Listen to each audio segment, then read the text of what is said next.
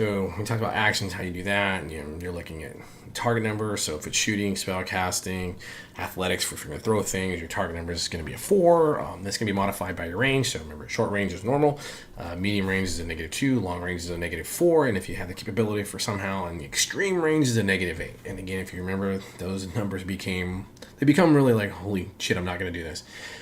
But sometimes it's always worth it. Just Hail Mary it and try, because while Savage Worlds is a very swingy system, and again, the Munchkins hate it because they can't min-max the system. You really can't. But you can always hope for Lady Luck to give you the blessings.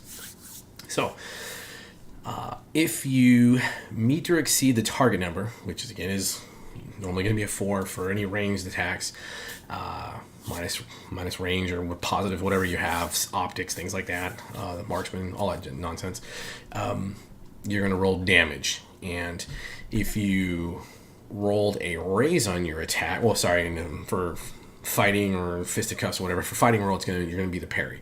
And if you roll a raise, so 4 higher than the target number that you need, you get to roll bonus damage.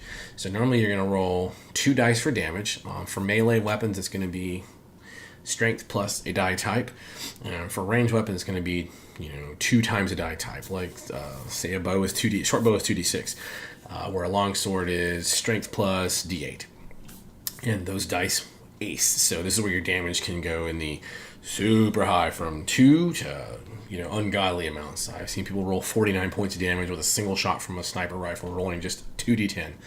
And they just keep acing. And then you can also Benny your damage. So if the damage is too low, you can Benny it. So too low meaning your toughness is a target number for damage. You have to meet or exceed toughness in order to begin to really affect a character in Savage Worlds.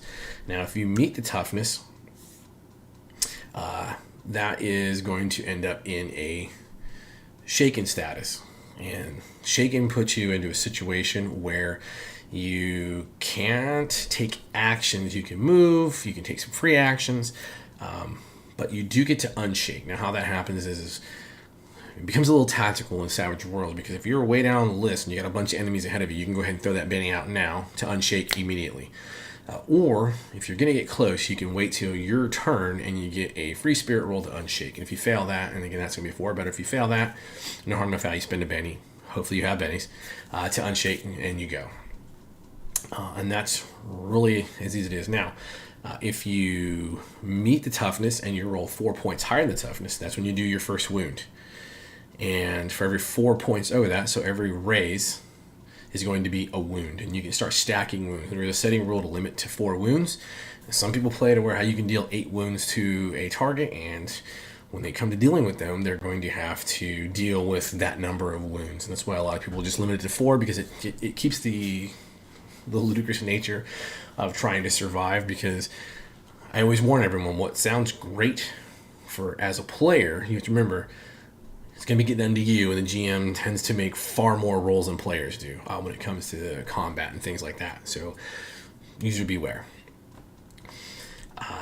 Number of wounds. So, a wild card can suffer 3 wounds and 2 points of fatigue. And fatigue comes from just like working in the hot sun, freezing your ass off. You make vigor rolls, you fail a vigor roll, you pick up fatigue, 2 points of fatigue. At your 3rd point of fatigue, you're unconscious. And that will eventually come back, though. And fatigue is quite easy to deal with. 3 wounds for a wild card, and then your extras, so your non-wild cards have 1 wound usually, and that's it. There are some edges or some things you can do to give them a little bit extra wounds. They can suffer a little bit more. Size also plays into this. So the bigger creature is, the more wounds it can handle. But in general, that's how it works. And with extras, they're up, down, and off the table, which really is a fancy way of saying they're either normal, they're shaken, or they're done.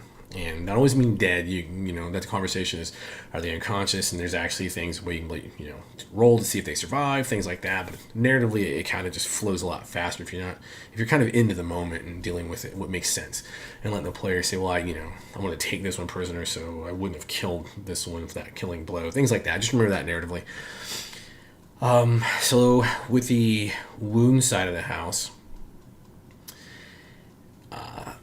you're when you see those stretch out, right? A lot of people make the mistake of rolling to strike, rolling all this cool damage, and they start narrating how they're murdering someone, and then you get to do the soak roll.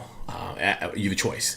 If you have bennies, you can say, no, I'm going to choose to soak this, or attempt to soak this, and that is a vigor roll, and target number 4. And what you're looking at is where it's a little weird for people is if you say you have 2 wounds, right? So your character is going to be, if you don't do anything, your character will be shaken, and you'll have 2 wounds. Each wound is a -1 to all actions. At your 3rd wound, you're -3 to all actions. At that 4th wound, you're done, right? Your character is incapacitated, and we'll cover that a little bit later on. So you say you have, for this instance, you've taken 2 wounds, and you're going to go ahead and try to soak those wounds. So soaking, if you can do it, essentially, you have to be narratively creative. So don't narrate any kicking ass or punching people in balls or making them eat your sword until everything is resolved at the table, and then narrate out. So what you're looking at doing is you make your vigor roll, and you need to get a raise. You need to get a success, right? That will take care of a success. If you were shaken with 1 wound, the success takes care of all of that. If you have 2 wounds, you're going to need a raise, and you need a raise for every wound after that first one in order to bring those down. So if you had the 2 wounds and you only got a success, so a 4, you're still going to be left with the 1 wound. You're still left with the shaken status. So that's where bennying and people start to behave as if bennies equal hit points, right? Air quotes. It's handy for that, but best advice is, do your best not to get hit. Use tactics. There's a myriad of options you can use to be a tactically significant character instead of standing there in a typical Dungeons and Dragons fight where it's robot. Stop doing that. Use cover. Move around the battlefield. Just think outside the box when you're in Savage World. You're going to have to use as many options as you can. Let's see. So if you do soak all the wounds, it never happened. Right, the blow was coming in close, and then you just narrate how you got out of that situation. So super easy. On the damage end, I did mention if you get a raise, you get extra damage. So what that means is if you get a raise, and only 1 raise counts when you're rolling your attack roll, and you get the success and you get the raise. You can get 5 raises. Only 1 raise really counts, and you can add an extra d6. So in the instance of we're shooting a pistol and it does 2d6, now it does 3d6. Power does 3d6, now it does 4d6. Strength plus d8 for your sword, it now does strength plus d8 plus d6. And all those ace are added together in order to exceed the toughness. So getting a raise is very important, which is, again, you see people will spend bennies to try to get a raise in combat, especially when they start getting desperate. If a foe tends to be significantly tough to strike, high parry, they'll go for that. But that's also when we talked about tests, taunting, and support roles. That's where you become important to work as a team in order to start hindering an opponent and bring them down enough to where someone else can take a better action instead of just everyone trying to pile on. Yes, you have gang up bonuses, so for every person adjacent to it that's not currently occupying something else, you can get a +1 to a max of +4. That does help, but that you may not always be that. If you're the archer character or the knife thrower, then you're not going to be up in melee range with it. So just work smarter. If you know you can't harm something, work with your teammates to help make them better. It's okay to let someone else shine through, especially Savage Worlds. The goal of the game is to have a creatively awesome moment and keep adventuring.